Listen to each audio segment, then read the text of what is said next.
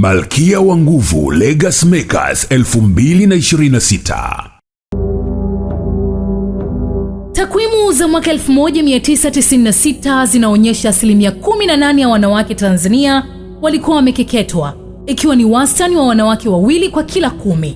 Takwimu za WHO zilionyesha vifo vilivyotokana na matatizo ya uzazi wakati wa kujifungua kwa wanawake vilikuwa ni asilimia 17.6 kutokana na kupoteza damu nyingi, yani kila wanawake 5 basi mmoja hufariki wakati wa kujifungua.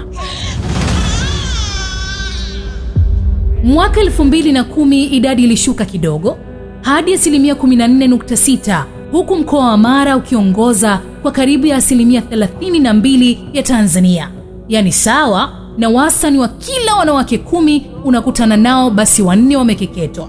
Hii ni kwa mujibu wa takwimu za sensa 2012.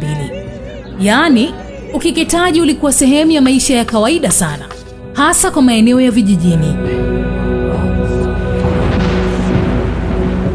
Mipango madhubuti kama Alternative Rites of Passage imepelekea kuokoa zaidi ya wasichana 4481 kati ya mwaka 2017 mpaka 2025 wakapata hifadhi, elimu, msaada wa afya, kisaikolojia na kisheria.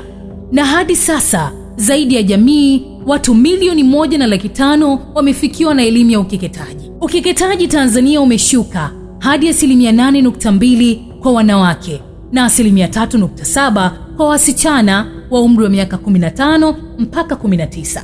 Na mkoa wa Mara pia umeshuka hadi takriban asilimia 28. Hope for Girls and Women in Tanzania ni Legacy Makers, na tunawashukuru kwa kitabu cha ushindi walichokiandika. Tutaendelea kusoma kurasa zao zinazofuata. Malkia wa Nguvu Legacy Makers 2026. Kwenye ulinzi na usalama wa mtoto wa kike ni HGWT.